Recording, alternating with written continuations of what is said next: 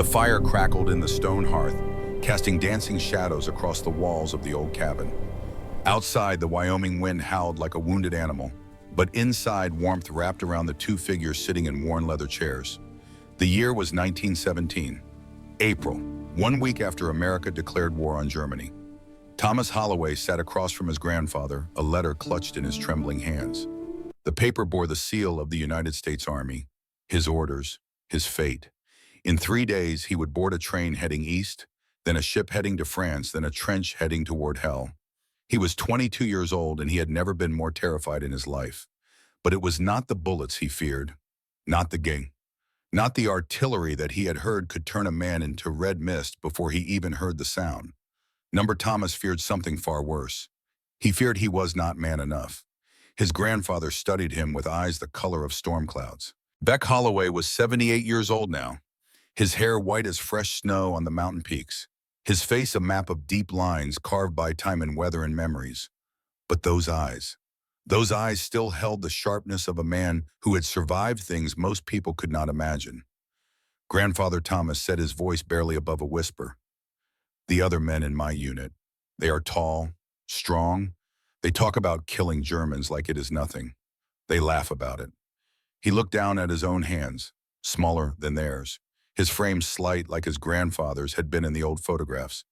"I am afraid I am not strong enough, not brave enough. I am afraid I will fail, that I will shame our family." The old man said nothing for a long moment. He reached for the whiskey bottle on the table between them and poured 2 glasses, handed one to his grandson. "You want to know what strength really is?" Thomas nodded. "Then let me tell you about your grandmother." Thomas blinked. "Grandmother, what does she have to do with—" "Everything," Beck said. "She has everything to do with it, because Margaret Holloway was the strongest person I ever knew. And she taught me that strength has nothing to do with the size of your body or the depth of your voice." The old man took a long sip of whiskey, and when he spoke again, his voice had changed. Softer, distant, like he was reaching back through 40 years of memory to touch something precious. "Your grandmother was a former nun. She stood 6 feet 4 inches tall, and on our first night together, she stood in the darkness of her forge towering over me by nearly a head, and she said words I will never forget."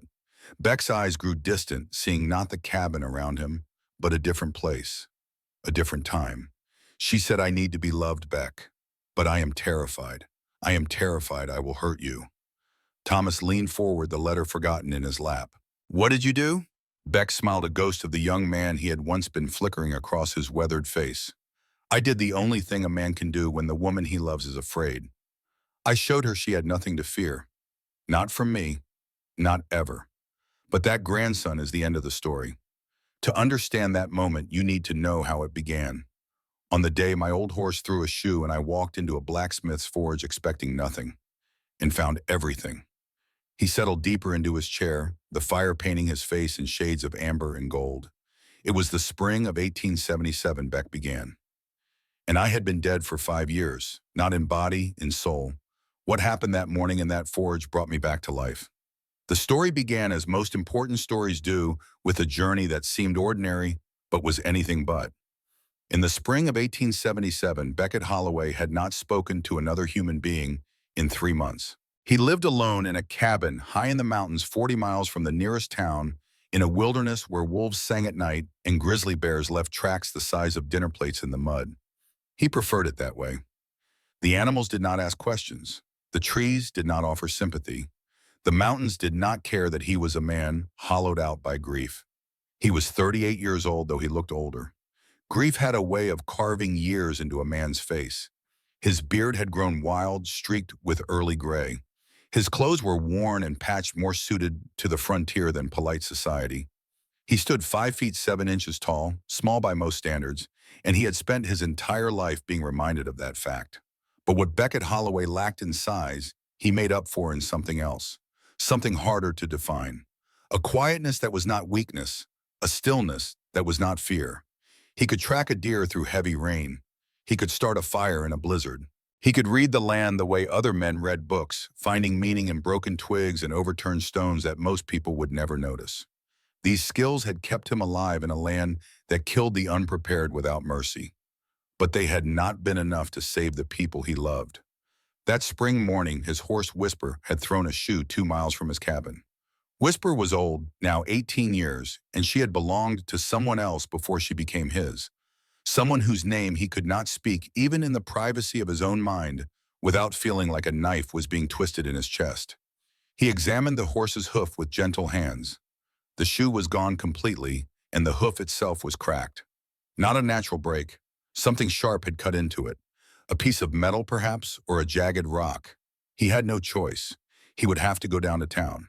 To Redemption Flats, that small collection of buildings 40 miles south where civilization clung to existence at the edge of the wilderness. 3 months since he had seen another person. 3 months of blessed silence and solitary work. Now broken by a thrown horseshoe. He gathered his meager supplies, saddled Whisper as gently as he could, and began the long walk down from the mountains. He would not ride her, not with that hoof. So he walked beside her, speaking softly to her, the way he always did, the only voice he trusted anymore. "Easy, girl," he murmured, as they picked their way down a steep switchback. "We will get you fixed up. There is a blacksmith in town. Best in the territory, they say." Whisper nickered softly and Beck rubbed her neck. "I know you do not like towns either." "Neither do I. But we will be quick.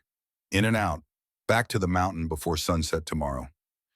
He did not know then that he would never return to that lonely cabin in the mountains. That the life he had built around his grief, stone by stone, was about to crumble. That a woman he had not yet met was about to reach into his chest and restart a heart he had thought was dead forever. 6 miles from Redemption Flats, as the trail widened into something resembling a road, he passed through a section of abandoned mines. Old tunnels, their mouths dark and gaping like the sockets of a skull, dotted the hillside. Rusted equipment lay scattered among the sagebrush. A sign weathered almost beyond reading proclaimed this to be the property of the Black Ridge Mining Company. Something about the place made Whisper nervous. Her ears flattened and she pulled against her lead. "Easy," Beck said. "Nothing there but ghosts." But he quickened his pace anyway. Places like this held bad memories. Not his own, but the land remembered. Men had died here. He could almost feel it in the stillness, in the way the wind seemed to avoid this hollow, like even the air knew better than to linger.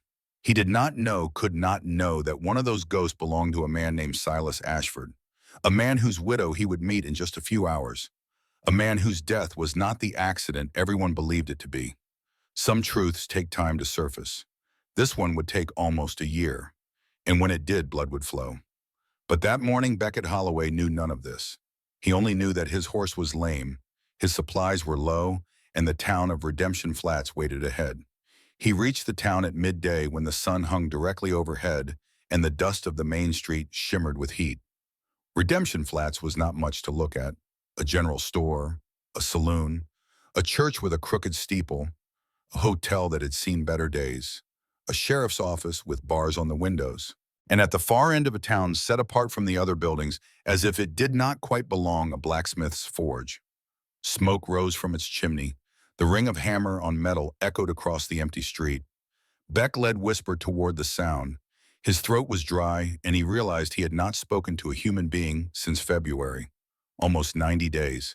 He cleared his throat, practicing the shape of words, reminding his voice how to work. The forge was a solid building built of stone and timber, larger than most blacksmith shops he had seen. A sign above the door read Ashford Ironworks in faded paint. He led Whisper into the shade of an overhang and stepped through the open doorway. The heat hit him first, a wall of it washing over him like a wave. Then the smell, hot metal and coal smoke and honest sweat. His eyes adjusted to the bright sunlight outside, struggled to make sense of the darkness within. And then he saw her. She stood at the anvil, her back to him, hammer raised. She brought it down with a sound like thunder sparks flying from the red-hot metal beneath her blow. Then again, and again. Each strike precise, powerful, controlled. She was the tallest woman he had ever seen. She had to be over 6 feet, maybe 6'4". Her shoulders were broad, her arms thick with muscle that moved beneath the rolled sleeves of her work shirt. She wore a leather apron stained with soot and burn marks, and her dark hair was pulled back in a practical braid that hung between her shoulder blades. When she turned at the sound of his footsteps, he forgot how to breathe. Her face was not beautiful in any conventional sense. It was strong, angular. Her jaw was square, her nose had been broken at least once, and a thin scar ran along her right cheekbone. But her eyes, Lord, her eyes, they were the deepest black he had ever seen, like wells that went down forever, and they held a weariness that he recognized instantly, because he saw that same weariness every time he caught his reflection in still water. This was a woman who had known loss, known it intimately, lived with it so long it had become part of her, written into the set of her shoulders, in the tightness around her mouth. "Help you?" she asked. Her voice was low, almost hoarse, as if she did not use it often. "My horse threw a shoe," Beck said, surprised at how steady his own voice came out. "2 miles out. Heard you are the best smith between here and Cheyenne." Something flickered in those dark eyes. Surprised, perhaps, that this small, dusty stranger would meet her gaze directly.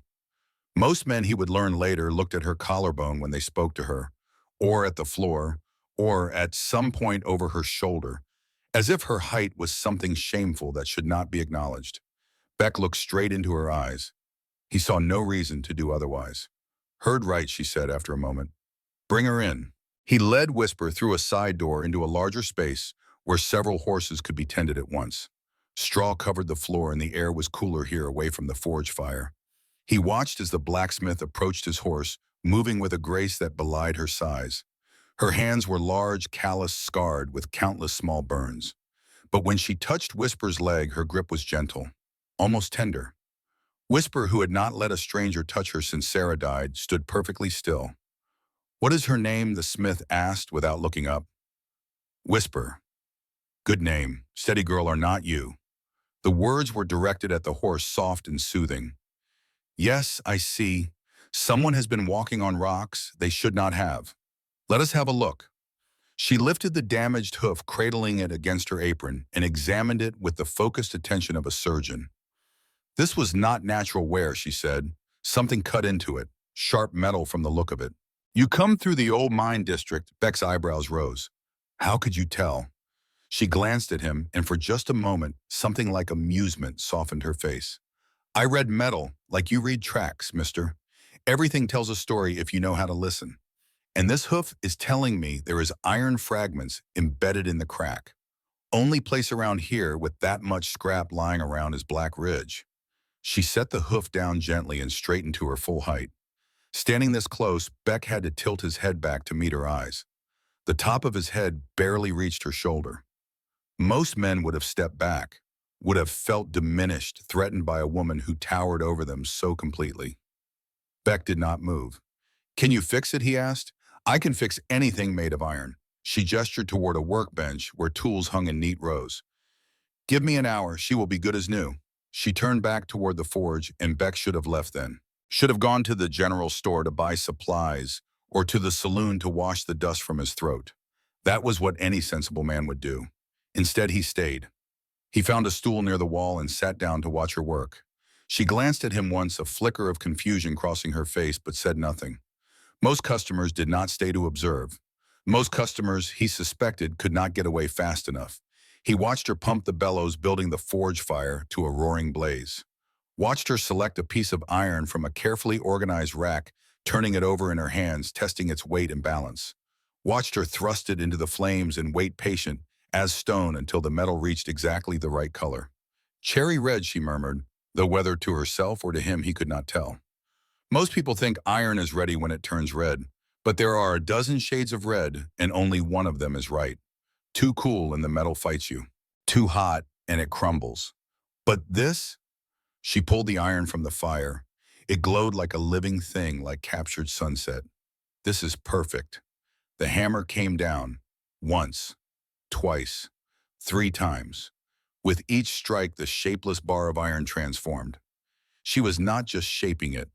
She was speaking to it in a language of force and heat that Beck did not understand but could somehow feel. Within minutes, she had formed a perfect horseshoe. 12 hammer blows. He counted. "You are fast," he said. She quenched the shoe in a barrel of water steam, hissing and rising around her like smoke from a dragon's nostrils. "Practice," she said. "Started learning when I was 8. My father was a smith in Boston. Taught me everything," started, Beck noted, past tense. Another loss written into that simple word. She fitted the shoe to Whisper's hoof with the same gentle precision she had shown before. The horse, who usually flinched at unfamiliar hands, stood calm and trusting. "You are good with her," Beck said. The smith paused, her hands still on the horse's leg. "Animals know," she said quietly. "They know who means them harm and who does not. They are smarter than most people that way." "Your husband was right about that," Beck said without thinking. The words hung in the air between them. He saw her shoulders stiffen, saw the grief flicker across her face like lightning across a night sky. "My husband," she said. "How did you know?" "The ring mark on your finger," Beck said. "Pale skin where a wedding band used to be. And you keep looking at that stall over there. The one with the name Silas carved into the beam. I am guessing that was his horse. And from the way the straw has not been changed in months, I am guessing he is gone." Silence stretched between them. When she finally spoke, her voice was rough with something she was fighting hard to control. 18 months. Mining accident. Cave-in at Black Ridge. Beck closed his eyes. Black Ridge. The same place that had crippled his horse. "I am sorry," he said. And he meant it. Not the empty sorry that people offer without thinking, but the real kind. The kind that came from knowing exactly what it felt like to have half your soul ripped away. She looked at him then. Really looked, and he saw the moment she recognized the grief in his own eyes. "You lost someone too," she said. It was not a question. "My wife. 5 years ago, and our son. He was born dead, and she bled out trying to bring him into the world. I could not save either of them." He had not spoken those words aloud since it happened, had not trusted his voice to carry them without breaking. But somehow, standing in this forge, surrounded by the smell of hot iron and coal smoke, facing a woman who understood without needing explanation, the words came out steady. The blacksmith set down her tools. She stood to her full height, towering over him in the dim light. "Any man who cannot see past inches to the woman wielding that hammer is a fool, mister. And I have been called many things, but never that." She had said those words like she expected him to flinch, to remember suddenly that she was too tall, too strong, too much, to step back and look away and mumble something about the heat. Beck did not move. "Any woman," he said quietly, "who thinks a man's worth is measured in height is equally foolish. And I have been called many things, but never a fool either." For a long moment, neither of them spoke. The fire crackled. Whisper shifted her weight, her new shoe, clicking against the stone floor. Then so quietly he almost missed it, the blacksmith laughed. A short surprise sound, as if she had forgotten she was capable of making it. "That will be $2, she said. Beck reached into his pocket and counted out the coins. When he placed them in her palm, their fingers touched. Just for a moment. Just long enough for him to feel the calluses on her skin, the warmth of the forge still lingering in her flesh. "I will be back," he said. "Got 3 more horses that need shoes come September." September was 6 weeks away. They both knew it. They both knew 3 healthy horses did not need shoeing for months yet. They both pretended otherwise. She watched him lead Whisper out into the sunlight. He could feel her eyes on his back and all the way down the street. And when he finally mounted up, careful to favor the horse's newly shod hoof, and turned to look back, she was still standing in the doorway. He touched the brim of his hat in a gesture that could have meant anything or nothing. She raised one hand, a small wave, almost hesitant. Beckett Holloway rode out of Redemption Flats that afternoon with supplies he did not remember buying, and a heart that was beating for the first time in 5 years. That night, alone in his cabin in the mountains, he dreamed of eyes the color of midnight. And in his dream, those eyes were not sad anymore. 3 days later, he was back. The blacksmith looked up from her work as his shadow fell across the doorway. Her eyes widened almost imperceptibly when she saw him. "Mr. Holloway," she set down her hammer. "Something wrong with the shoe?" "No, ma'am, the shoe is perfect." "Then what?" He reached into his saddlebag and pulled out the item he had brought. A fence post, clearly new, with a suspiciously fresh crack running through its center. "Fence post rotted clean through," he said. "Thought you might have spare iron work. Bracing or such." She looked at the post, looked at him, looked back at the post. The crack that was obviously made by an axe, not by rot. "That's so?" she asked. His ears turned red. "Well, mostly through. Figured it is better to be safe." The lie sat between them like a gift wrapped in brown paper. And slowly, so slowly, something shifted in her face. Not quite a smile, but the absence of frown. The first crack in 18 months of frozen grief. "Come inside," she said. "I will see what I have." He stayed for 2 hours that day.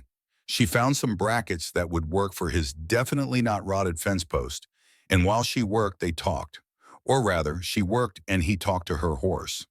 Silas had named the horse Mountain because the big draft animal had come down from a ranch in the high country.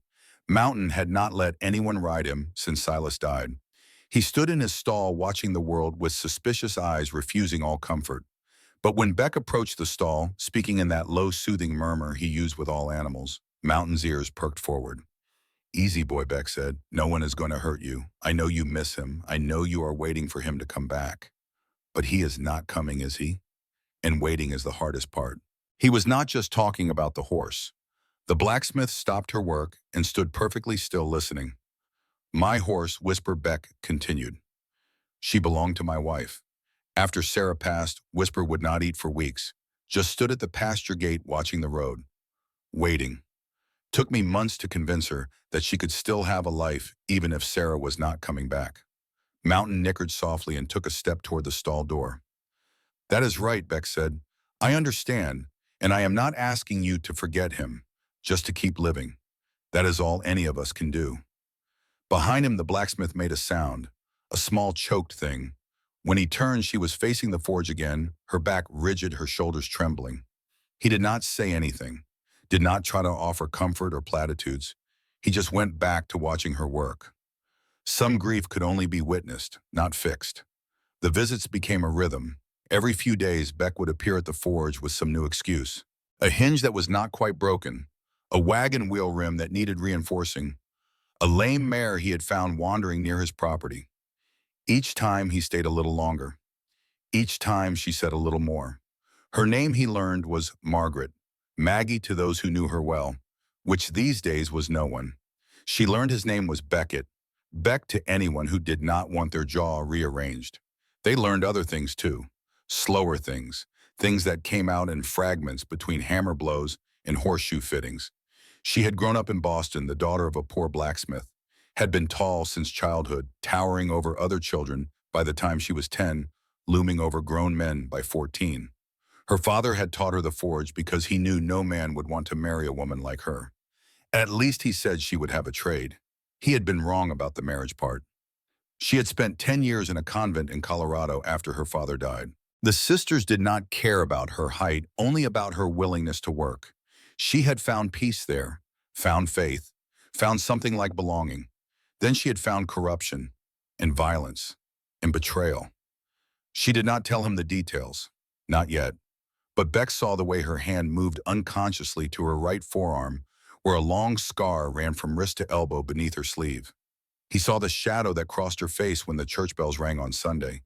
He saw the way she flinched almost imperceptibly at the word father. Someone had hurt her, someone wearing the cloth of woe, and that hurt had driven her from the only home she had known out into a world that had no place for women like her. Until Silas. Silas Ashford had found her wandering half-starved on a road outside Denver. He was a miner, she said, her voice soft with memory. 6'6", gentle as a lamb. Took one look at me and said I was the most beautiful mountain he had ever seen. I thought he was crazy. Beck smiled. "What did you say?" I said I was too tall for him. Too strong, too much. The words tumbled out as if she had heard them 1,000 times. That no man could want a woman like me. That I was destined to be alone. And he said, "Maggie, I have spent my whole life climbing mountains. Why would I want to stop now?" They married a week later, moved to Redemption Flats where Silas had found work in the mines. He built her a forge as a wedding present. For 8 years they were happy. Then the mine collapsed. Silas died, she said, her voice flat. The light went out of my eyes that day, and it has not come back since. Beck was quiet for a long moment. Then carefully he said what he had been thinking for weeks. "I know," he said. "I know exactly what that feels like. To lose the light, to just exist, going through the motions, waiting to die without quite having the courage to do it yourself." She looked at him sharply. 5 years, he continued. That is how long I lived like that after Sarah. 5 years of darkness, of silence, of wondering what the point was. And then my horse threw a shoe and I walked into a forge expecting nothing. and found this. He gestured vaguely, encompassing her, the forge, the world that had suddenly become worth living in again. The air between them changed, grew heavier, more charged, like the moment before a thunderstorm breaks. Beck, she started to say, but before she could finish, the forge door slammed open. Three men stood silhouetted against the afternoon light. One wore a sheriff's star that gleamed like a warning. Well, now, the sheriff said, his voice smooth as oil on water. If it is not Sister Margaret, though I suppose it is Mrs. Ashford now. The color drained from Maggie's face. She went absolutely still, like a deer that has just spotted a wolf. And Beck saw something he had never expected to see in a woman who could bend iron with her bare hands. He saw terror. The sheriff stepped into the forge and the light fell across his features. He was a big man, well over 6 feet, with a face that might have been handsome once before cruelty had carved its marks into the flesh. His nose hooked like a bird of prey. His eyes were pale blue and utterly cold. Morrison, Maggie said. The word came out strangled. Sheriff Morrison now. He smiled and it didn't reach his eyes. Heard you have been widowed. Terrible shame about Silas. Mining accidents. So unpredictable. There was something in his voice. Something that made Beck's skin crawl. A knowledge. A satisfaction that had no place in a man offering condolences. The two men behind Morrison spread out, flanking him. One wore a deputy's badge. The other was dressed in the clothes of a wealthy merchant, his hands soft and pale, unmarked by honest work. Town council has been discussing your situation. Morrison continued, moving deeper into the forge. A widow alone with property like this? It is not proper. Not safe. I can take care of myself, Maggie said. Her voice was steadier now, but Beck could see her hands trembling. Oh, I know you can. Morrison's gaze traveled over her body in a way that made Beck want to break bones. But that is not the point, is it? The point is appearances. What will people think, a woman your size alone doing a man's work? He stopped an arm's length from her, looked up at her face. We have identified some prospects, men who might be willing to take you on for the right price. You mean take my property, Maggie said. I mean take care of you. Morrison reached out and put his hand on her shoulder. His fingers dug in. Like you should have been taken care of. Like you need to be taken care of. The touch was possessive, familiar, and completely wrong. Beck moved without thinking. One moment he was by the workbench. The next he was between Maggie and the sheriff, close enough to smell the man's cologne and the corruption beneath it. Get your hand off her. His voice was quiet, calm, utterly without inflection. Morrison looked down at him. The sheriff had nearly a foot of height advantage, had to outweigh Beck by 80 pounds. He laughed. And who exactly are you, the little man from the mountain, the hermit who talks to animals and lives like a savage? I am the man who is going to break your fingers if you touch her again. The two men behind Morrison shifted their hands, moving toward their weapons. But Beck did not flinch, did not even blink. Something in his stillness gave Morrison pause. Something in those gray eyes that spoke of violence, held in check of capabilities that had nothing to do with size. We will be back, the sheriff said, finally stepping away. There is a town meeting Saturday. We will discuss your future then, Mrs. Ashford. Make sure you are there. He looked at Beck one last time and his lip curled. And you, mountain man, I would be careful if I were you. Accidents happen all the time out here, to horses, to women, to little men who do not know their place. He walked out. His men followed. The door slammed behind them. Maggie collapsed against the workbench, her whole body shaking. Beck stood frozen for a moment, his blood still running hot with a violence he had not felt in years. Then he turned to her. Who is he? Beck asked. Not the sheriff. Who is he really? And Maggie told him. The story came out in pieces, fragmented by grief and terror, and memories she had spent 10 years trying to bury. His name was Josiah Morrison. 10 years ago, he had been Father Morrison, a priest assigned to the convent where Maggie lived. He was charming, educated. The sisters adored him, and he was a predator. Maggie had caught him with one of the young novices, a girl named Catherine, barely 16, whose screams still echoed in Maggie's nightmares. She had not thought, had not planned. She had simply grabbed Morrison by his collar and thrown him into a wall with one hand. The confrontation that followed had destroyed everything. Morrison accused her of hysteria, of violence, of being possessed by demons.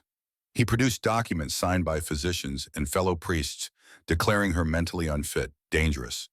She was subjected to an exorcism that left her with the scar on her arm and nightmares that had never faded. In the end, she was expelled from the convent in disgrace. Morrison left the priesthood shortly after his departure, explained as a health matter. He vanished and Maggie had thought she would never see him again. Until now, he owns part of the mine, she whispered. The mine where Silas died. I did not know until after the funeral. He changed his name, got himself elected sheriff. He has been here for years. And he has been watching me. Beck listened to all of it.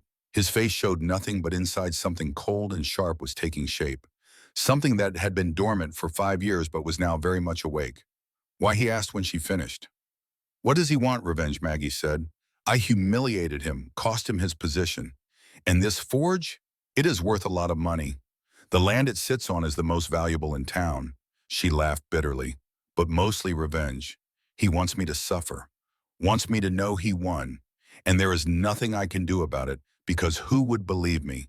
The crazy giant woman who was thrown out of a convent for violence against the respected Sheriff Beck was quiet for a long moment. Then he reached out and took her hand in his. Her fingers were twice the size of his, roughened by forge work capable of crushing bone. He held them gently. He will not touch you, Beck said. Not ever again. I swear it. She looked down at their joined hands. At this small man who stood between her and her nightmare without a moment's hesitation. Why, she asked. Why do you care? I am nothing to you. Just the blacksmith who shoes your horse. Beck looked up at her, met those midnight eyes. Because when I am here, he said quietly, I do not want to die anymore. And that is worth more than anything else in this world. The words hung between them. Raw, true, impossible to take back. Outside, the sun was setting, painting the sky in shades of blood and gold. Inside the forge, two broken people stood holding hands, not knowing that their war had only just begun. But that night, for the first time in 5 years, Beckett Holloway dreamed of something other than graves. He dreamed of eyes like midnight, of hands that could bend iron, of a voice low and rough saying his name. And when he woke, he knew with absolute certainty that he would not let Josiah Morrison take her. Not her forge, not her freedom, not her life, whatever it cost. Whatever he had to become, the mountain man was coming down from his mountain, and he was bringing the storm with him. The night before the town meeting, a storm rolled across the Wyoming plains like the wrath of an angry god. Thunder shook the walls of Maggie's forge. Lightning split the sky in jagged white veins. Rain hammered the roof so hard it sounded like 1,000 fists demanding entry. Maggie stood alone by the forge fire watching the flames dance. She had not slept, could not sleep. Tomorrow, a room full of people who had never seen her as anything but a curiosity would decide her fate like she was livestock at auction. She thought about running, packing what little she could carry, and disappearing into the night. There were other towns, other places where a woman with her skills might find work. But this forge was the last piece of Silas she had left. His hands had built these walls. His sweat had soaked into these stones. His love had made this place a home. She could not abandon it, even if staying meant facing Morrison. Even if staying meant losing everything else. The door burst open. Beck stood in the doorway, soaked to the bone water, streaming from his hat and coat. He looked like a man who had ridden through hell to get here. Maggie stared at him. You should not be here, she said. The storm. I could not leave you alone. Not tonight. He stepped inside, closing the door against the howling wind. For a moment, they just looked at each other. The fire painted them both in shades of amber and shadow. You will catch your death, Maggie said finally. Come by the fire. She did not ask why he had come. Did not need to.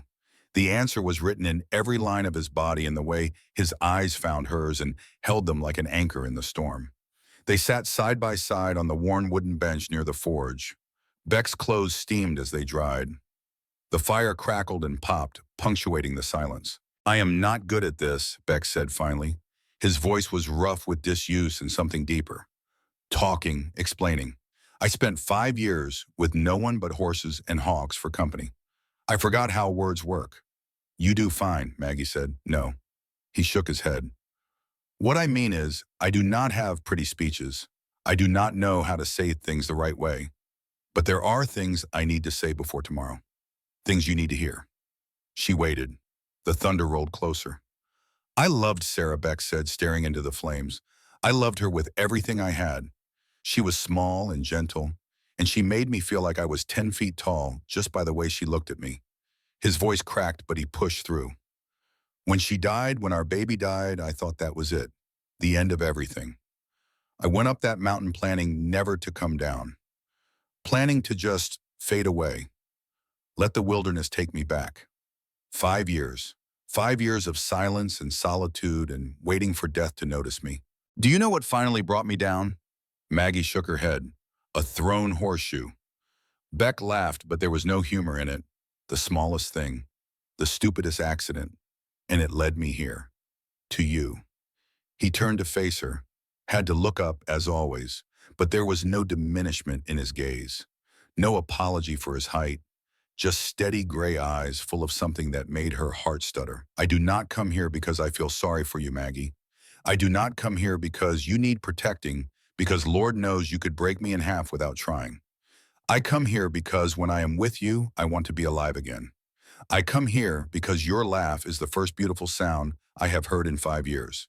I come here because you argue with me about whether horses are smarter than cattle, and you do not back down even when I am being stubborn. He reached out and took her hand. His fingers looked almost delicate wrapped around hers. I come here because I am falling in love with you. And I needed you to know that before I lost my nerve. The words hung in the air like lightning frozen in mid-strike. Maggie stood up so fast the bench scraped against the floor. She backed away until she hit the workbench, tools rattling at the impact. Beck, the words tangled in her throat. All the old poison, all the old wounds rising up like bile. Too tall, too strong, too much. All the things she had been told her whole life. I have hurt people, she said, her voice breaking. Without meaning to, I shook a man's hand once and broke 3 of his fingers. Just a handshake. And Silas. I loved him so much, Beck. And one night I forgot to be careful and I cracked 3 of his ribs. 3 ribs, just by holding him too tight. She was crying now, tears cutting tracks through the soot on her cheeks. I am terrified. Terrified of what I might do to someone I love. Someone small enough that I could. Beck crossed the space between them. He took both her hands in his, holding tight, despite the strength he knew lay coiled in those work-hardened fingers. Sarah was tiny, he said softly, delicate as a porcelain doll. 5 feet nothing. I could lift her with one arm. His thumb brushed across her knuckles. I loved her with everything I had. And Maggie, I will always love her. Always. But you. His voice broke and he had to take a breath before continuing. You are not too what? You are exactly enough. You are what I did not know I needed until I was drowning, and you threw me a rope without even knowing it. Maggie looked down at him through her tears, at this small, fierce man who looked at her like she was everything good in the world. This town will crucify you, she whispered. They already talk about me. Call me the Thornwell Giant, like I am some carnival attraction. Your reputation, your ranch, everything you have built. They will make your life hell if you are seen with me. Let them talk. Beck's eyes blazed with sudden fire. Let them whisper. Let them make my life hell. Do you think I care? My life was already hell. I wake up alone in a house that is too quiet. I eat alone. I work until I cannot see straight, just so I will sleep without dreaming about graves too small for a baby who never got to live. Tears were streaming down his face now, and he did not wipe them away. Then I met you, Maggie, and for the first time in 5 years, I wanted to wake up. I want to eat breakfast with someone. I want to dream about something other than death. He pulled her hand to his chest, pressing it flat against his heart. She could feel it hammering beneath her palm, wild and desperate. I am asking you to let me love you without you shrinking to fit some impossible idea of what a woman should be. I am asking you to love me back without holding anything in reserve. Can you do that, Maggie? Can you let yourself be loved by someone who wants your strength, not in spite of it, but because of it? She opened her mouth to answer, to say yes, to tell him that she thought about him every night and dreamed about what it might feel like to be held by someone who did not fear her. But before the words could come, the storm door crashed open again. Sheriff Morrison stood in the doorway, water streaming from his coat, his eyes wild in the lightning flash. Behind him, two of his deputies huddled against the rain. "Well," Morrison said, his voice cutting through the thunder, "is this not touching?" He stepped into the forge, and the temperature seemed to drop despite the fire's heat. The widow and the hermit, playing at love while the storm rages. How poetic. "Get out," Maggie said. Her voice had transformed from broken to iron. "Get out of my forge, now!" "Your forge," Morrison laughed. "Not for much longer, Sister Margaret. Not after tomorrow." He reached into his coat and pulled out a folded document yellowed with age. "Do you know what this is?" He waved it like a trophy. "Your medical records from St. Catherine's, signed by two physicians and witnessed by Father Brennan himself."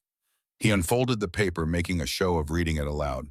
"Patient displays symptoms of severe hysteria. Unnatural physical strength suggesting possible demonic influence. Recommend immediate institutionalization for treatment of..." "Enough." Beck stepped forward, small, soaked, utterly unintimidated. "Put that away and leave. Now." Morrison looked down at him with pure contempt. "Or what, little man, you will bite my ankles." The deputies laughed. Morrison smiled, that cold shark smile that had haunted Maggie's nightmares for a decade. "Here is what is going to happen," Morrison said. "Tomorrow the town council will vote to declare Mrs. Ashford mentally unfit to manage her property.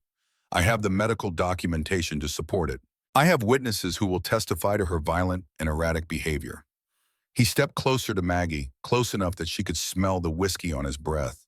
"And then Cornelius Blackwood, upstanding citizen that he is, will generously offer to marry you and assume responsibility for your care and assets. For your own protection, of course. I would rather die," Maggie said. "That can be arranged." Morrison reached out and grabbed her wrist, his fingers digging in hard enough to bruise. "But I think we can find a more entertaining solution. After all you owe me, Sister Margaret. 10 years ago, you ruined my life, my career, my reputation. Everything I had built destroyed because you could not keep your nose out of my business." His face twisted with old hatred. "I have spent a decade waiting for this moment, waiting for the chance to take back what you stole from me. And now," he never finished the sentence. Maggie moved. She did not swing the hammer she had grabbed from the workbench. That would have killed him. Instead, she brought it down on his arm, the arm still gripping her wrist with precisely calculated force. The crack of breaking bone was louder than the thunder.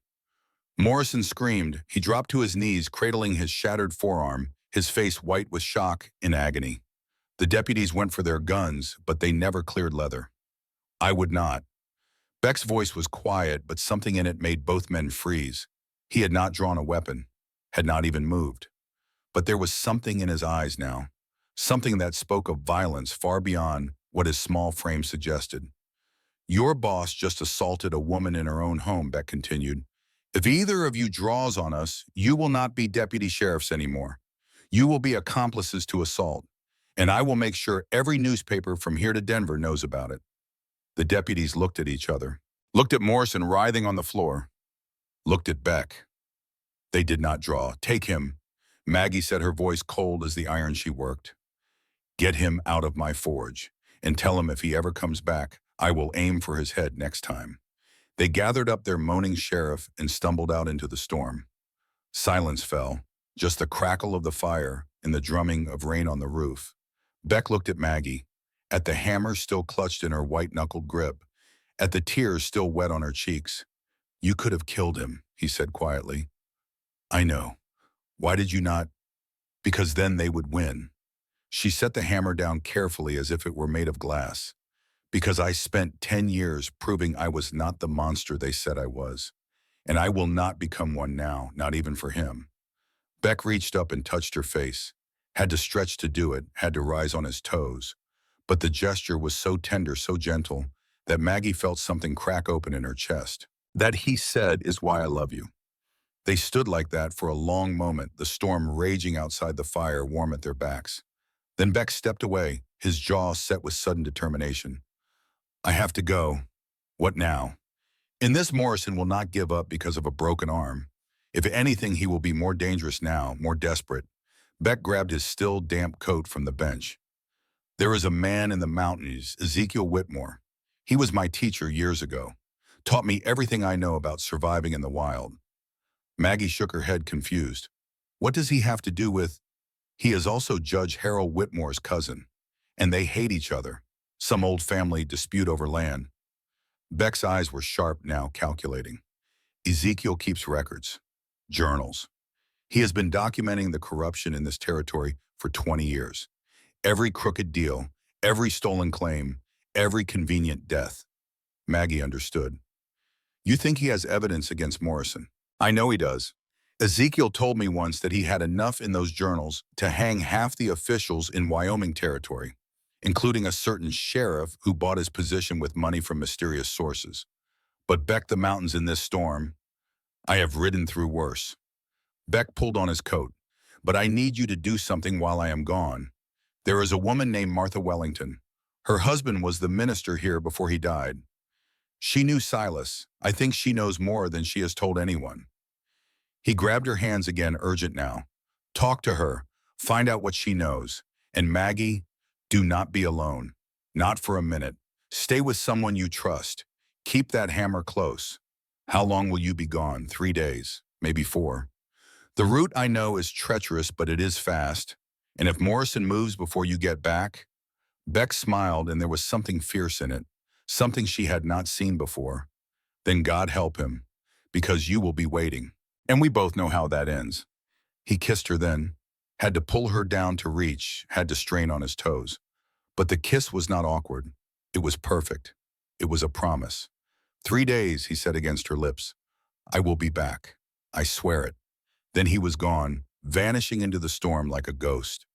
Maggie stood alone in her forge, her lips still tingling, her heart racing with fear and hope and something that felt terrifyingly like faith. 3 days. She prayed it would be enough. The next morning dawned gray and cold, the storm having blown itself out sometime before dawn. Maggie had not slept. Instead, she had spent the night preparing, sharpening tools that could double as weapons, reinforcing the locks on her doors, writing letters sealed and hidden in case she did not survive what was coming. At first light, she made her way across town to the small cottage where Martha Wellington lived. Martha was 68 years old, white-haired and bent with age, but her eyes were sharp as broken glass. She had been the minister's wife for 40 years, had seen every secret this town tried to hide, had buried them all with quiet discretion. But when Maggie told her everything, when she laid out the whole sordid story of Morrison and the convent, and the fear that had been choking her for 18 months, Martha's face went pale. I knew, the old woman whispered. Lord help me, I knew something was wrong. Thomas told me before he... She could not finish. Thomas Wellington had died 2 years ago. A carriage accident on the mountain road, they said. The brakes had failed. A tragic mishap. Now looking at Martha's stricken face, Maggie understood that it was no accident at all. He was investigating, was he not? Silas's death. The mine collapse. Martha nodded, tears spilling down her weathered cheeks. He found things, terrible things. The mine safety inspections that were never done. The bribes to officials, the orders, what orders to skip the inspection, to save money by not reinforcing the tunnel. It came from Morrison himself, in writing. Martha rose on shaking legs and moved to an old wooden chest in the corner of the room. Thomas kept copies. He was going to take them to the federal marshal. And then the accident happened, and I was too afraid to.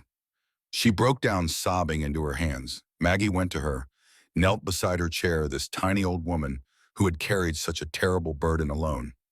It is not your fault. They would have killed you too. But Silas, your husband, if I had spoken up, then you would be dead and the evidence would be gone. Maggie's voice was gentle but firm. You kept it safe. You kept yourself safe. That is not cowardice. That is survival. Martha wiped her eyes and pulled a bundle of papers from the chest. Letters, documents. A leather-bound journal with Thomas Wellington's name stamped on the cover. Take them, Martha said. Use them. Make Thomas's death mean something. I will, Maggie promised. But Martha, there is more we need. There was a survivor from the mine collapse. A man named William Crane. Do you know where he is? Martha nodded slowly. He lives outside town, in an old cabin near the oak forest. Morrison threatened him, told him his family would die if he ever spoke about what he saw. Her eyes hardened. But William loved Silas like a brother. If you tell him there is a chance for justice, really tell him, he might talk. Maggie gathered the documents carefully. Will you testify at a federal hearing if it comes to that? Martha straightened her spine, and for a moment Maggie could see the steel that had let this woman survive 40 years as a frontier minister's wife. I should have testified 2 years ago. I will not make that mistake again. Meanwhile, Beck was climbing. The storm had passed, but the mountain trails were treacherous. Mud and debris blocked the familiar paths. Streams had swollen into rivers. What should have been a 12-hour journey was turning into a nightmare of detours and dangerous crossings. But Beck had grown up in these mountains, had spent 18 years learning their secrets from the best teacher alive. He read the land like scripture. This stream bed was too swollen. He rerouted through a narrow canyon that only goats and mountain men knew existed. That slope had washed out. He climbed a rock face that would have turned back anyone without his skills, finding handholds and crevices invisible to untrained eyes. That trail was blocked by a fallen tree. He went up and over, moving through the forest like a ghost. His body screamed for rest. His fingers were raw from climbing. His clothes were soaked through and frozen to his skin. But every time he thought about stopping, he thought about Maggie, about Morrison, about what would happen if he did not get back in time. So he kept moving. On the second day, he found the first sign that he was being followed. 3 horses, moving fast, trying to catch up to him. Beck studied the tracks, his experienced eyes reading the story they told. Heavy riders, well-armed, moving with purpose. Morrison's men had to be. They knew where he was going, or at least they had guessed. Beck considered his options. He could try to outrun them, but his horse was tired and theirs were fresh. He could confront them directly, but 3 against 1 was poor odds even for a man with his skills. Or he could use the land itself. He chose the third option. For the next 6 hours, Beck led his pursuers on a chase through the most dangerous terrain he knew. He crossed a river at a point where the current looked calm but hid a deadly undertow. He climbed a slope that seemed stable but was actually loose scree that would avalanche at the slightest wrong step. He ducked into a cave system that branched into a dozen tunnels, most of which ended in drops into underground rivers. He knew these traps. His pursuers did not. By nightfall, 2 of the 3 horses were lame. One man had broken his leg in the scree slide. Another had nearly drowned in the river crossing. The third man found Beck waiting for him in a moonlit clearing. Going somewhere, the man went for his gun. Beck moved faster. The knife Maggie had given him, the one with her initials carved into the handle, pressed against the man's throat before his fingers touched the holster. I could kill you, Beck said conversationally. No one would ever find your body up here. The wolves would scatter your bones across 3 counties. The man was shaking and now his bravado gone. But I am not going to kill you. I am going to give you a message to take back to your boss. Beck leaned in close, his voice dropping to a whisper. Tell Morrison that Holloway is coming. Tell him I found what I was looking for. And tell him that if he touches one hair on Maggie Ashford's head before I get back, I will not just destroy his reputation.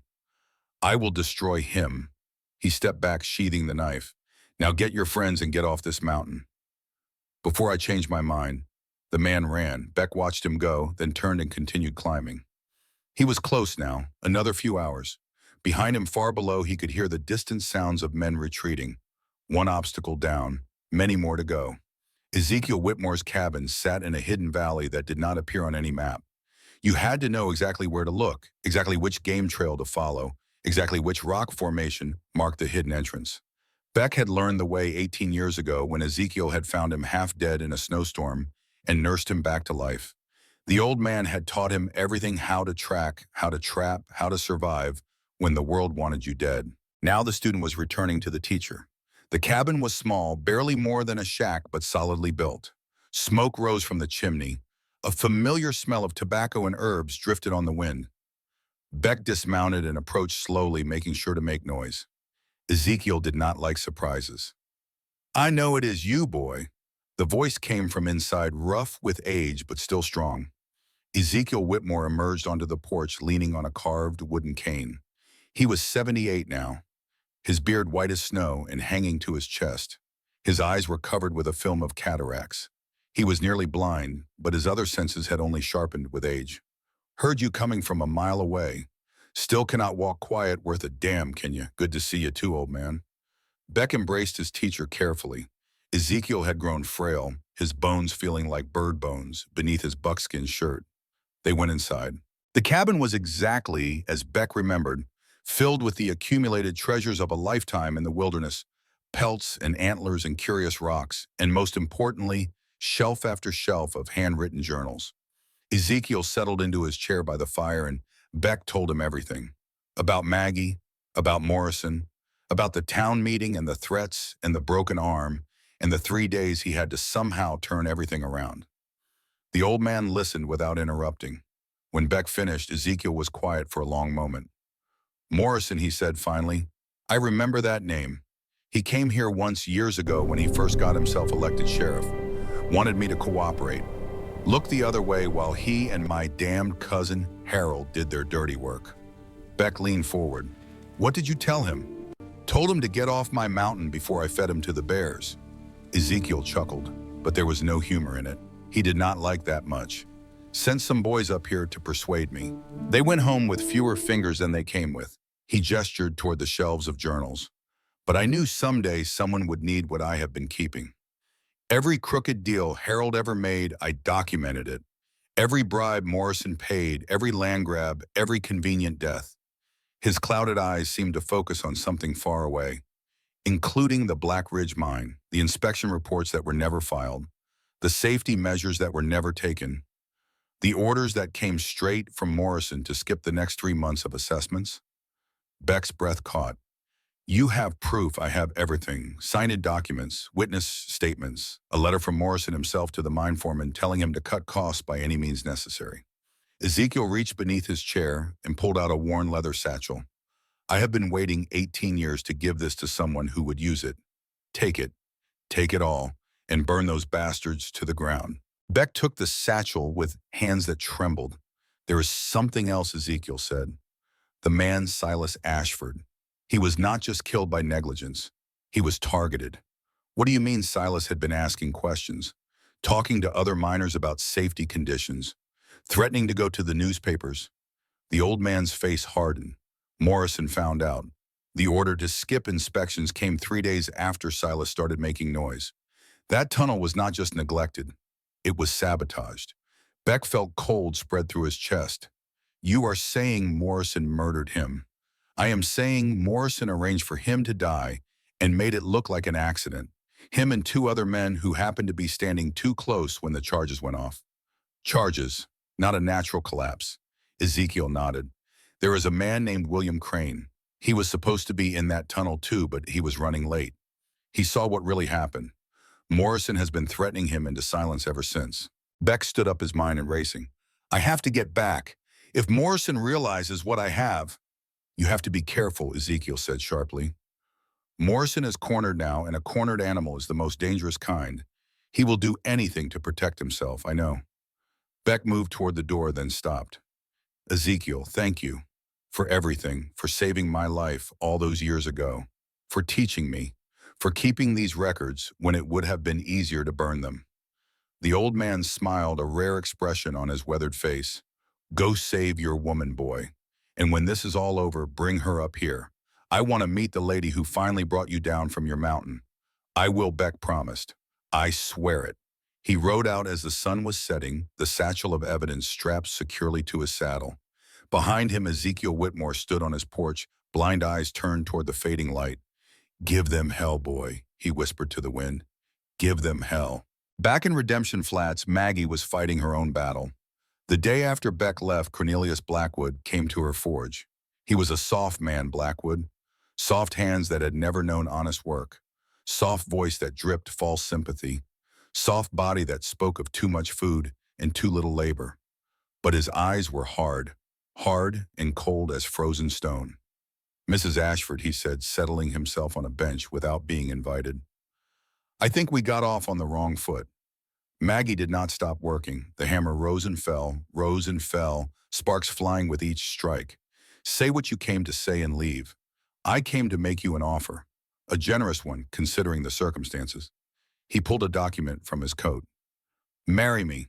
Sign over the forge and the land as part of the marriage contract. In return, I will make sure you are comfortable for the rest of your life." Maggie laughed, a harsh, bitter sound. "Comfortable. In your house. Under your control. Until I have a tragic accident like your other three wives." Blackwood's face flickered just for a moment. "Those were tragedies. Nothing more. One fell down the stairs. One was kicked by a horse. One hanged herself in the barn." Maggie finally stopped hammering and turned to face him. "Three wives in 12 years, all dead within months of the wedding. Either you are the unluckiest man in Wyoming, or you are something much worse." Blackwood stood, his soft face hardening into something ugly. "You should be careful, Mrs. Ashford. A woman in your position cannot afford to make enemies. I already have enemies. One more will not make a difference." She raised the hammer slightly, not threatening, just present. "Now get out of my forge and tell Morrison that the answer is no. It will always be no. I would rather burn this place to the ground than let either of you have it." Blackwood left, but the look he gave her as he walked out promised that this was not over. Nothing was over. Not yet. The second day without Beck was worse. No one came to the forge for work. The whole town seemed to be avoiding her like she had some disease they might catch. When she walked to the general store for supplies, the owner refused to serve her. "We do not want any trouble," he said, not meeting her eyes. "You should leave. Before Saturday." The children were worse. They followed her through the streets, throwing rocks and chanting words that cut deeper than any stone. Giant, monster, witch. She did not respond, did not give them the satisfaction. She just walked with her head high and her back straight, towering over all of them, refusing to be made small. But that night alone in her forge, she cried. Not for herself, for the girl she had been all those years ago, who had believed that if she just prayed hard enough, worked hard enough, loved hard enough, the world would eventually accept her. That girl was dead, had been dead for a long time. But maybe, just maybe, something new could grow from her ashes. The third day, Martha Wellington came to her. "I found William Crane," the old woman said. "He is ready to talk." They went together to a cabin on the outskirts of town, hidden among the oak trees. William Crane was waiting for them, a gaunt man with haunted eyes and a leg that dragged when he walked. "Tell her," Martha said. "Tell her what you told me." William looked at Maggie and she saw the war in his eyes. Fear against anger, self-preservation against justice. Anger won. "Silas was my friend," William said. "Best friend I ever had. We worked side by side in that mine for 3 years. He took a shaky breath. "A week before the collapse, Silas came to me. Said he had found something. Documents proving the mine owners had been skipping safety inspections for months. Said he was going to take it to the newspapers." His hands were trembling. 3 days later, new orders came down. No one was to enter Tunnel 7 until further notice, except Silas, and Michael O'Brien, and John Blackfoot. They were specifically assigned to shore up the supports. Maggie felt ice spreading through her veins. It was a trap. William nodded. "I was supposed to be there too, but I was late, running behind because my daughter was sick." He wiped his eyes. "I heard the explosion, felt the ground shake. By the time I got there, the whole tunnel had come down. They said it was a natural collapse, but I saw the blast marks. I smelled the powder." Maggie took his hands in hers. "Will you testify in front of a federal marshal? Tell them everything you just told me." William looked at her for a long moment, then slowly he nodded. "Morrison told me he would kill my family if I ever talked. But my wife died last year. My daughter married a man from California and moved away. There is nothing left for him to threaten." His jaw set. "Silas deserves justice, and I am done being afraid." That night, the third night since Beck had left, Maggie could not sleep. She paced the forge, checking locks, checking windows, jumping at every sound. The evidence from Martha was hidden beneath a loose floorboard. William's testimony was written out and witnessed by 3 people. Everything was ready. But Beck was not back yet, and she could not shake the feeling that Morrison was planning something worse than anything that had come before. Just before midnight, she heard footsteps outside. She grabbed her hammer and moved to the door, pressing her back against the wall, every muscle tensed. The door opened, and Morrison walked in. He was alone this time. His arm was in a sling, the broken bones splinted and wrapped. His face was pale with pain and something else. Madness. Sister Margaret, he said, and his voice was different now, stripped of the false pleasantry raw with hatred. Do you know how long I have waited for this? Maggie did not answer. A cautionary tale about women who did not know their place. Maggie moved, not toward him, toward the forge fire. Her hand closed around a piece of iron she had left heating in the coals so hot it glowed white. She threw it, not at Morrison, at the gun. The impact knocked the pistol from his grip. The heat seared his fingers. He screamed, stumbling backward, and Maggie was on him. She grabbed his good arm and twisted it behind his back, slammed him face first into the workbench, held him there with one hand while the other found the hammer. You should have killed me when you had the chance, she said into his ear. Now you never will. The door burst open. Beck stood there, covered in trail dust, breathing hard, his eyes taking in the scene in an instant. Behind him, wearing the badge of a United States Marshal, was a man Maggie had never met. But she recognized his face. She had seen it in an old photograph that Silas had kept. James Ashford, Silas's younger brother. I believe James said, his voice cold as mountain ice, that you are under arrest, Sheriff Morrison. Morrison struggled against Maggie's grip, his face purple with rage. You do not have jurisdiction. I am the law here. Actually, James said, producing a folded document, I have a federal warrant, signed by a territorial judge, charging you with murder, conspiracy, corruption, and about 15 other things I do not have time to list. He nodded to Maggie. You can let him go now, Mrs. Ashford. He is not going anywhere. Maggie released Morrison, stepped back, watched as James Ashford slapped handcuffs on the man who had haunted her nightmares for 10 years. And then Beck was there, pulling her into his arms, holding her tight.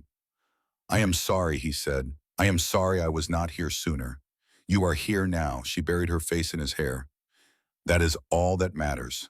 Behind them, Morrison was still screaming, making threats that meant nothing anymore. But neither of them was listening. The storm had passed. The dawn was coming. And for the first time in 18 months, Maggie Ashford believed she might actually survive.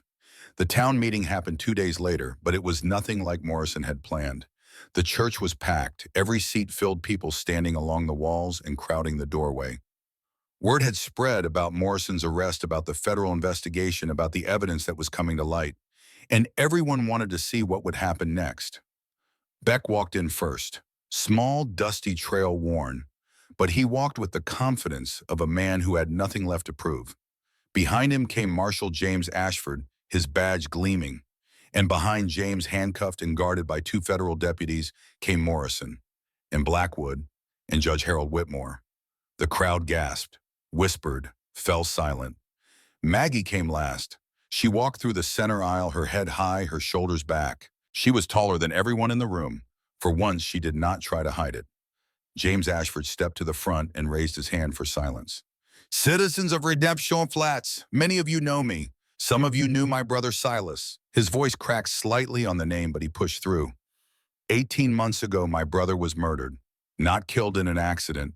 Murdered by the men standing before you in chains. The crowd erupted. James let them shout for a moment, then raised his hand again.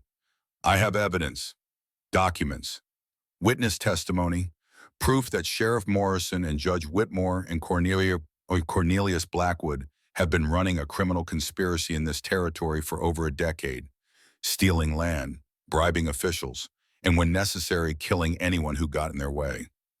He nodded to Beck, who stepped forward with the satchel from Ezekiel.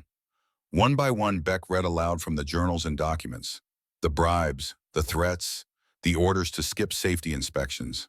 The letter in Morrison's own handwriting, telling the mine foreman to cut costs by any means necessary. The letter dated 3 days after Silas Ashford started asking questions. The crowd was deathly silent now. Then William Crane stood up, and in a voice that shook but did not break, he told them what he had seen that day. The explosion, the powder smell, the truth he had been forced to hide for 18 months. When he finished, Martha Wellington rose. She spoke about her husband, about his investigation, about the accident that was not an accident. By the time she sat down, half the room was crying. James Ashford turned to face Morrison directly. Josiah Morrison, Harold Whitmore, Cornelius Blackwood, you will be transported to Denver to stand trial for murder, conspiracy, corruption, and crimes against the citizens of this territory. God willing, you will hang. Morrison lunged against his chains, his face purple with rage. You cannot do this. I am the law, I am. You are nothing. The voice was Maggie's. She stepped forward, and the crowd parted before her like water before a ship. You are nothing, she repeated. You were nothing when you hid behind your collar to hurt children. You were nothing when you killed my husband for asking questions. And you are nothing now. She stood over him, 6 feet 4 inches of righteous fury. I spent 10 years believing you had power over me, believing that because you hurt me once, you could hurt me forever. But I was wrong. You are just a small, sad, broken man who could only feel strong by making others weak. And that ends now. Morrison spat at her feet. You will regret this, Sister Margaret. You will— No, Maggie said, I will not. She turned her back on him and walked away. Did not look back. She never saw him again. The trial in Denver was short. The evidence was overwhelming. Morrison hanged 3 months later. Whitmore died in prison before his trial concluded.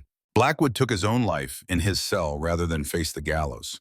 The land they had stolen was returned to its rightful owners. The families of the men killed in the mine received compensation. William Crane was hailed as a hero, and in Redemption Flats, a giant widow and a small mountain man began to build something new. But that is for the next part of this story. Because the trials were over, but the hardest work was still to come. The work of learning to love again. The work of learning to trust. The work of building a life from the ashes of 2 broken hearts. And that work, grandson, is where the real story begins. Thomas leaned forward in his chair, the firelight playing across his face. What happened next? Grandfather Beck smiled, his weathered face softening with memories. Next came the hard part, harder than facing Morrison, harder than climbing those mountains in the storm. He reached for his whiskey glass. Next came the part where your grandmother and I had to decide if we were brave enough to actually be happy. And that, grandson, is a story for tomorrow night. But I promise you this, it has a good ending. The best ending either of us could have imagined. The week after Morrison was taken away in chains was the strangest week Maggie had ever lived through. People came to her forge, not to have horses shod or tools repaired. They came to apologize. Mrs. Hartford, who had called her a monster behind her back for 18 months, appeared with a basket of fresh bread and tears streaming down her face. I was wrong, she said. I was so wrong about you. The general store owner, who had refused to serve her, came with his hat in his hands and his eyes on the floor begging forgiveness.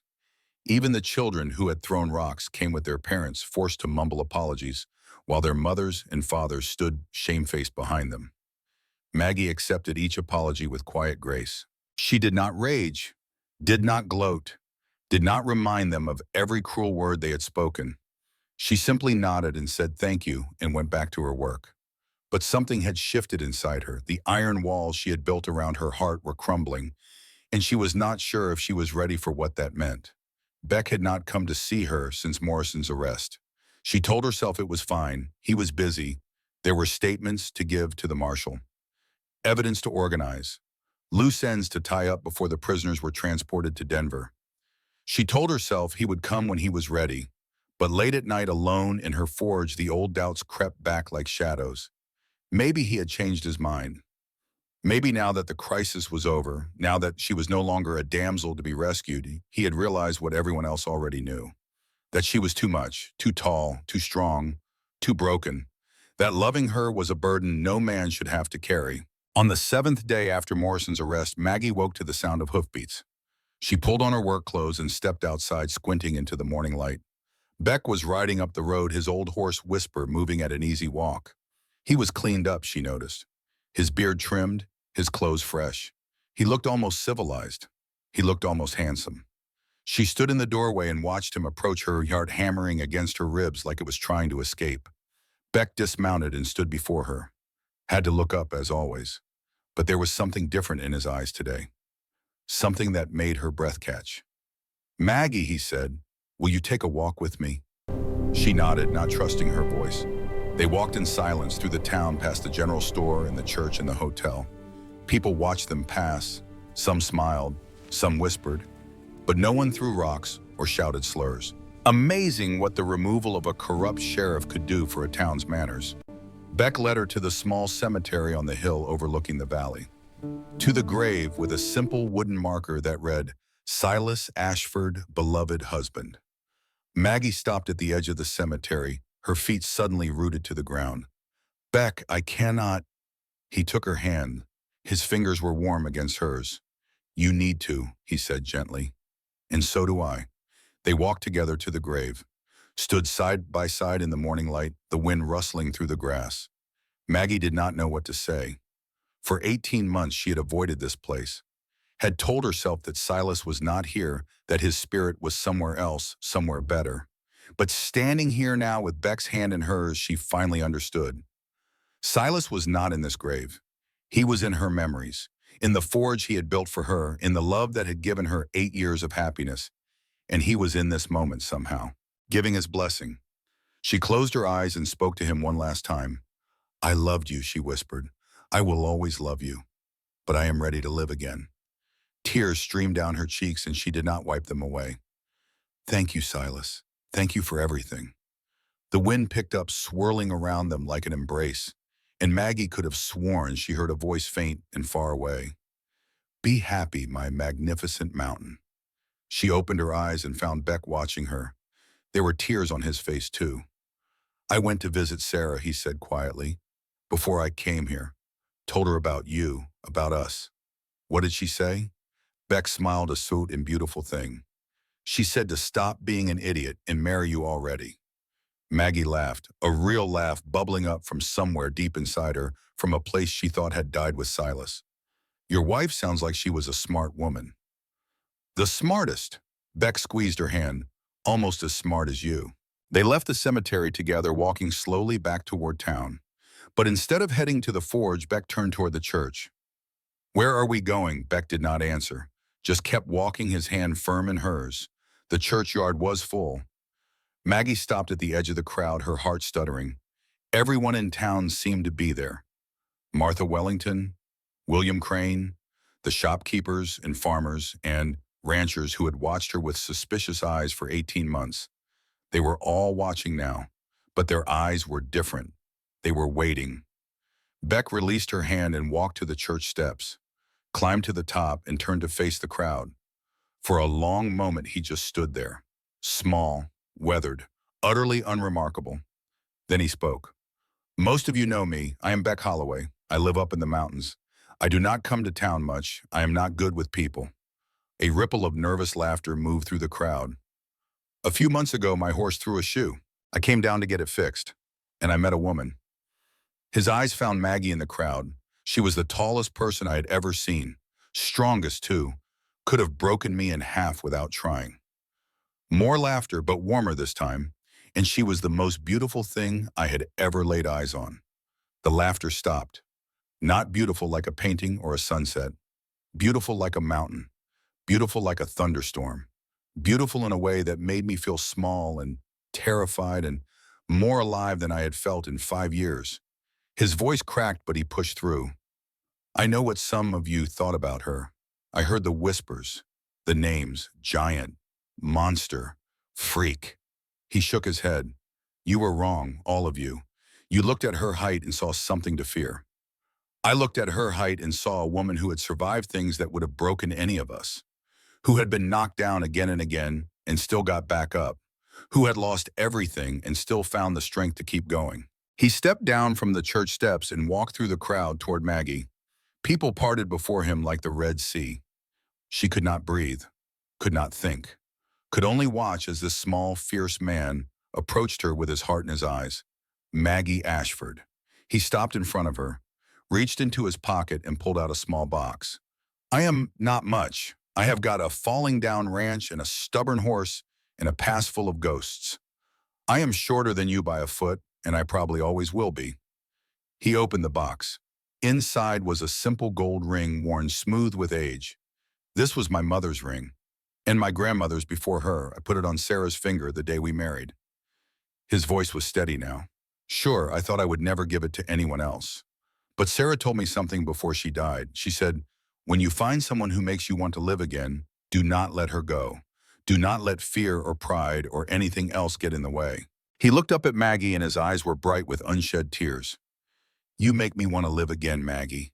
You make me want to wake up in the morning and work hard and build something and grow old and die with someone holding my hand.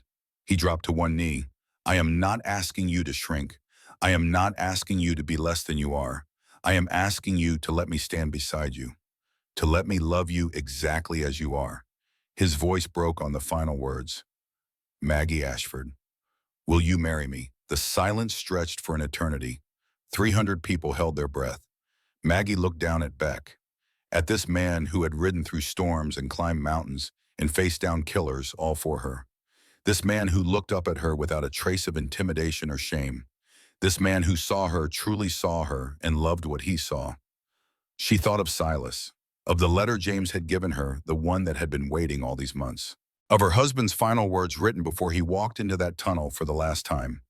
If there ever comes a time when you find happiness, again grab it with both hands. Do not let guilt or fear hold you back. You deserve to be loved, Maggie. You deserve everything. She reached down and took Beck's face in her hands, had to bend nearly double to do it. Yes. Her voice was barely a whisper. Yes, Beck Holloway, I will marry you. The crowd erupted, cheering and clapping and shouting congratulations. But Maggie did not hear any of it. She pulled Beck to his feet and kissed him. Had to lift him off the ground to do it properly, spinning him around while his laughter mixed with hers. When she finally set him down, they were both crying and laughing at the same time.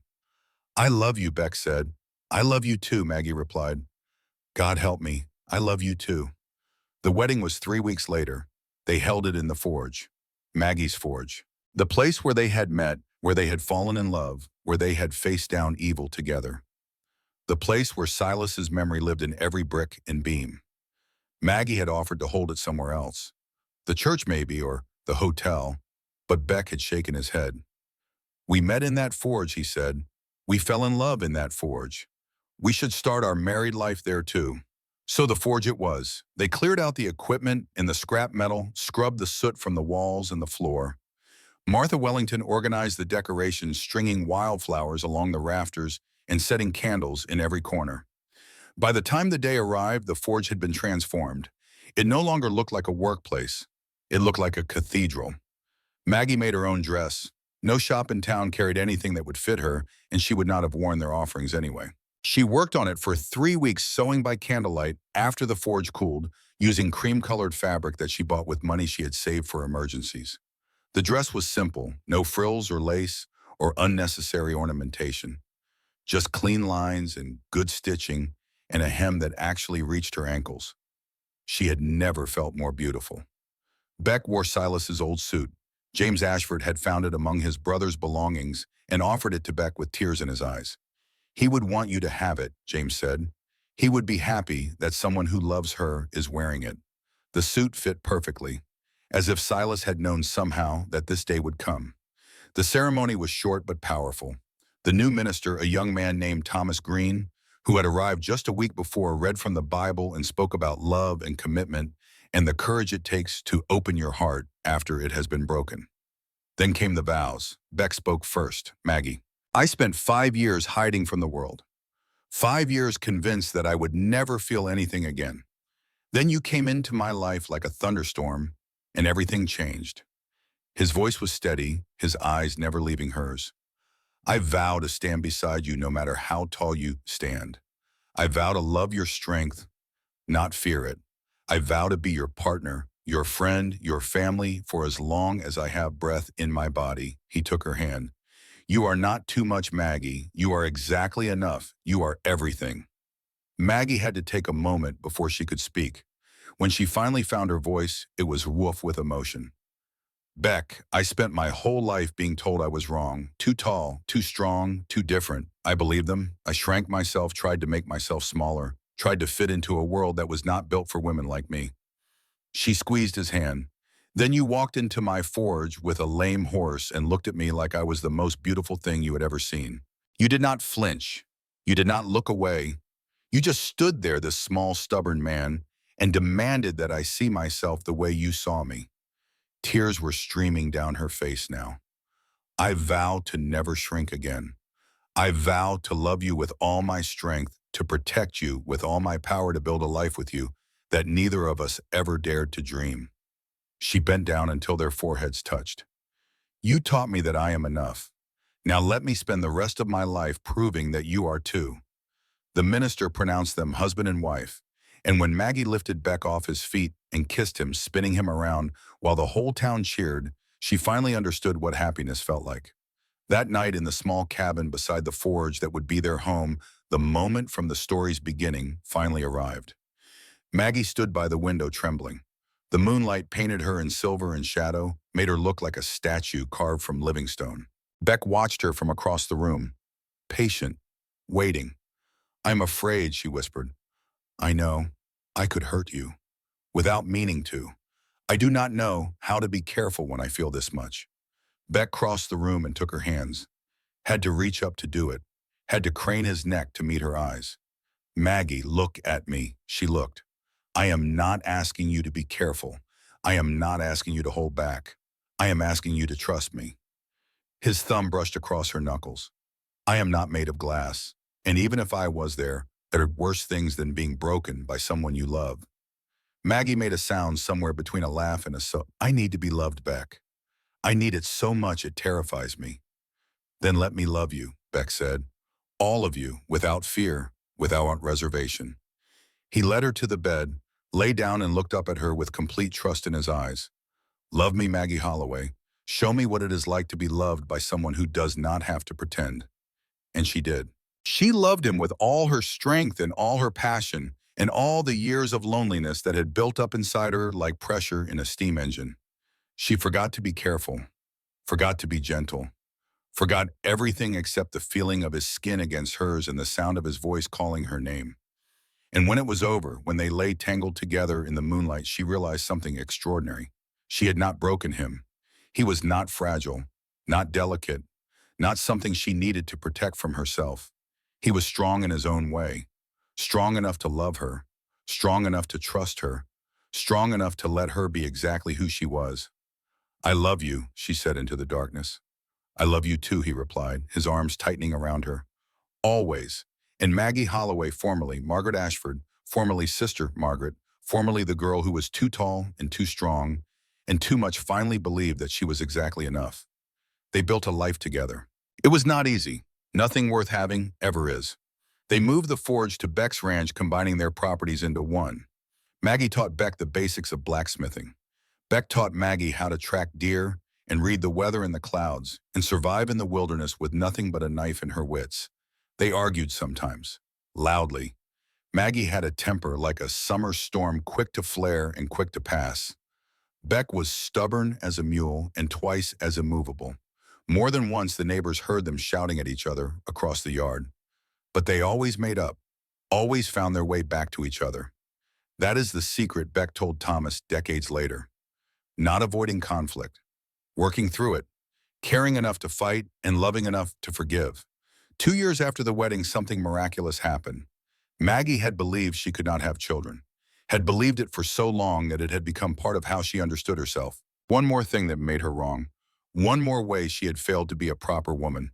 So when the symptoms started, she dismissed them. Stomach trouble from bad meat, fatigue from overwork. Nothing more. Martha Wellington was the one who finally said the words out loud. Child, the old woman said, watching Maggie turn green at the smell of frying bacon. When was your last monthly? Maggie counted back, and kept counting, and felt the world tilt beneath her feet. That is impossible, she said. Martha just smiled. With God, nothing is impossible.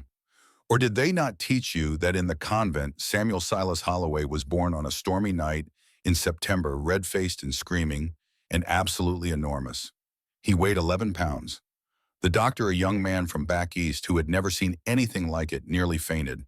But Maggie just laughed and cradled her son against her chest and looked at Beck with wonder in her eyes. We made this, she said. You and me. Beck could not speak, could only stare at the tiny miracle in his wife's arms with tears streaming down his face.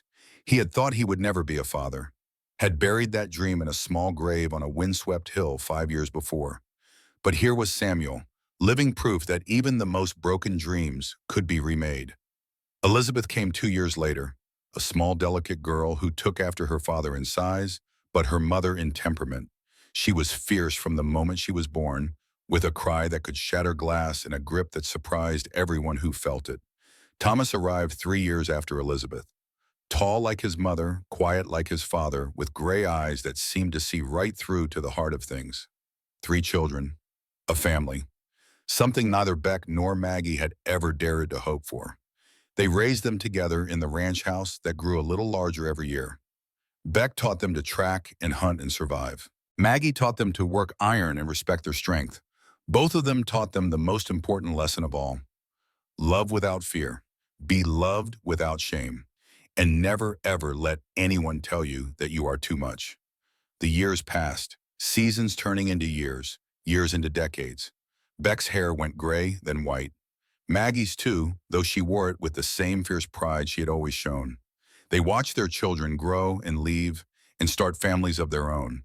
They watched Redemption Flats transform from a dusty frontier town into something approaching civilization. They watched the world change around them in ways they never could have imagined. But some things never changed. Every morning, Beck woke up and looked at Maggie and felt the same wonder he had felt that first day in the forge. Every night, Maggie fell asleep in Beck's arms and felt the same safety she had felt on their wedding night.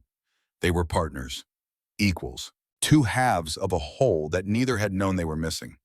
And when people asked them the secret to their marriage, to the love that had lasted through tragedy and triumph and 40 years of ordinary days, they always gave the same answer. She was brave enough to show me she needed me, Beck would say. I was brave enough to admit I needed her more. And Maggie would add her hand, finding his like it always did. He taught me I was not too much. I taught him he was always enough. That is all love ever is. Now Thomas leaned forward in his chair, the fire casting dancing shadows across his young face. That is a beautiful story, grandfather. It is not just a story. Beck's eyes were bright with memories. It is our life, your grandmother's and mine.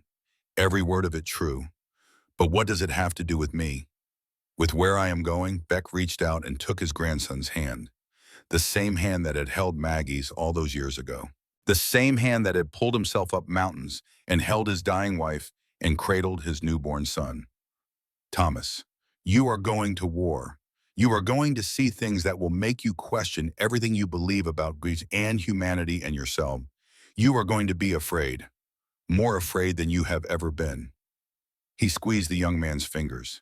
And when that fear comes, I want you to remember what I told you. Strength is not about size. It is not about muscles or weapons or how loud you can shout.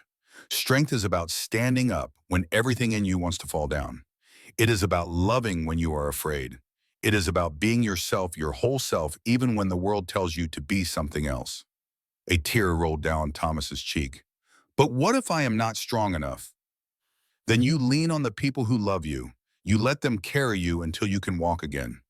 Beck smiled, and in that smile was all the wisdom of 78 years. That is what your grandmother did for me. That is what I did for her. And that is what your family will do for you no matter how far away you are or how dark it gets. You are never alone, Thomas. Never. Footsteps sounded in the hallway. The door opened and Maggie stepped into the room. She was 74 years old now. Her hair was white, her face lined with age and laughter and tears. But she still stood tall, still moved with the grace of a woman who knew her own strength, still looked at Beck like he was everything good in the world. Are you telling our story again, old man? Someone has to. Beck grinned. You tell it wrong. You leave out all the parts where I was heroic. That is because there were no such parts. But she was smiling as she said it, and when she sat down beside him, her hand found his without looking. Thomas watched them, these two ancient people who had somehow defied every odd to find each other and stay together for 4 decades. Grandmother, he said softly, were you really that afraid? When you first fell in love with grandfather, Maggie considered the question. Terrified, she said finally. Absolutely terrified. I had been hurt so badly by the world, Thomas. By the church, by society, by everyone who told me I was wrong for being what I was. Her eyes found Beck's. But your grandfather looked at me like I was exactly right.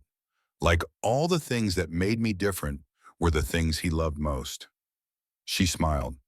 It took me a long time to believe him, to trust that his love was real.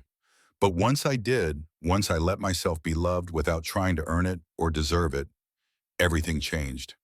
Her hand tightened on Beck's. That is what I want for you, Thomas. Whatever you face over there, whoever you meet, whatever you become, I want you to know that you are lovable exactly as you are, that you do not need to be taller or stronger or braver than you are. You just need to be yourself and trust that the people who matter will love you for it. Thomas stood up and crossed to his grandparents, knelt between their chairs and took both their hands. I love you, he said. Both of you. I will make you proud, I swear it. You already have, Beck said. You already have. They sat together for a long time, 3 generations joined by blood and love in the flickering firelight. Outside, the dawn was beginning to lighten the sky. A new day was coming, and with it a new chapter in the long story of the Holloway family. 1 year later, the letter arrived on a Tuesday in October. Beck was on the porch when the mail rider came, watching the leaves fall and thinking about nothing in particular. The rider handed him a bundle of envelopes and wrote on without a word. Most of the letters were bills or advertisements, but one envelope was different, crumpled and stained with stamps from France and military markings that made Beck's heart stutter. Thomas's handwriting. He called for Maggie and waited until she was beside him before opening it. His hands were shaking too badly to manage it alone. Dear grandmother and grandfather, letter began, I am writing this from a trench somewhere in France. I cannot tell you exactly where the censors would not allow it, but I can tell you that I am alive, which is more than I expected to be able to say at this point. The last few months have been, well, I do not have words for what they have been. I have seen things I cannot describe and done things I never thought I was capable of. I have been more afraid than I ever knew it was possible to be. But I want you to know something. In the worst moments when the shells were falling and the gas was coming and I thought I was going to die alone in the mud, I thought about you. I thought about your story, grandfather. About a small man who climbed mountains and faced down killers and fell in love with a woman who was everything the world said she should not be. I thought about you, grandmother, about a giant woman who was too tall and too strong and too much, who found the courage to love again after losing everything. And I thought if they could survive what they survived, if they could find each other and build a life and raise a family, then I can survive this. I can get through one more day, one more hour, one more minute. You gave me strength, both of you. Your story gave me something to hold on to when everything else was falling apart. There is something else I need to tell you. I met someone. Her name is Colette. She is a nurse at a field hospital behind the lines. We met when I was brought in with a shrapnel wound. Nothing serious, do not worry. She was kind to me when I was scared and hurting, and we started talking and, well, she is tall, grandfather. Taller than me by almost half a head, and she is stronger than any woman I have ever met. She carries wounded men twice her size like they weigh nothing.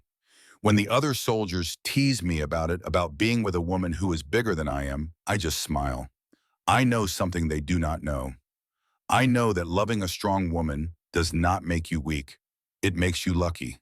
I think you would like her, grandmother. She reminds me of you. I do not know when I will be able to come home. The war shows no signs of ending, and there is still work to be done. But I want you to know that I am okay. Better than okay. I found what you told me to find, grandfather. Someone who makes me want to live. Someone who loves me not despite who I am, but because of it.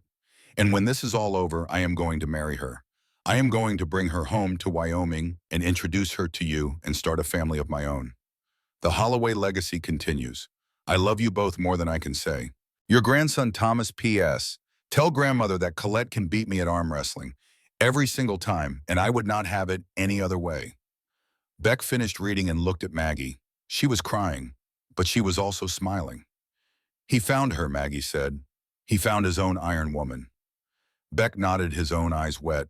The Holloway men have good taste. Maggie laughed and took the letter from his hands, reading it again, tracing the words with her finger, like she could touch her grandson through the paper. Do you think she is really like me? I think Beck said that if Thomas loves her the way I love you, then she must be extraordinary. He put his arm around his wife, this woman who had been his partner and his love and his home for 40 years. I think our grandson is going to be just fine. They sat together on the porch as the sun set over Wyoming. The letter clutched between them, their hearts full of hope for the future. Somewhere in France, their grandson was falling in love with a tall, strong woman who did not apologize for who she was. Somewhere in the past, a small mountain man had walked into a forge and found his reason to live. And somewhere in between, in the eternal present of love that transcends time and distance, two broken people had taught each other the most important lesson of all. You are not too much. You are exactly enough. And that in the end is all any of us really needs to know. The fire in the hearth had burned down to embers. The night had given way to the gray light of dawn. Thomas Holloway stood at the door of his grandparents' house, his bag packed, his uniform, pressed, his heart full of everything they had given him. Beck and Maggie stood together as they always did, her hand in his eyes on hers. Two people who had found each other against all odds and held on for 40 years. "Remember what we told you," Beck said. "I will," Thomas promised. "And remember who you are," Maggie added. "A Holloway. We do not give up. We do not back down. And we love with everything we have." Thomas embraced them both, had to reach up for his grandmother, had to lean down for his grandfather. The three of them stood there for a long moment holding tight. Then Thomas stepped back, straightened his shoulders, lifted his chin. "I love you," he said. And he walked out into the morning light toward the wagon that would take him to the train, toward the ship that would carry him across the ocean, toward the war that would test everything he was. But he was not afraid anymore. He carried their story with him, their love, their strength. And that was enough. It would always be enough. Beck and Maggie watched him go until he disappeared over the hill. Then they turned and went back inside to the fire that needed tending and the life that needed living. They had 40 more years together, as it turned out. 40 more years of love and laughter and arguments and forgiveness. When Beck finally passed at 92 years old, Maggie was holding his hand. His last words were the same words he had said to her on their wedding day. "You are exactly enough." Maggie followed him 6 months later, passing peacefully in her sleep, with a smile on her face. They were buried side by side on the hill overlooking the valley they had called home. Their headstone was simple: Beck and Margaret Holloway. They found each other in the darkness and built a light that never went out. Thomas came home from the war. He married Colette, his tall French nurse, and they had 4 children. One of those children had a son named James, who had a daughter named Sarah, who had a son who is listening to this story right now. That is you. That is our family. That is where you come from. And whenever you feel alone, whenever you feel afraid, whenever you feel like you are too much or not enough, I want you to remember, you carry their blood in your veins, their strength in your bones, their love in your heart. You are a Holloway, and Holloways do not give up, not ever.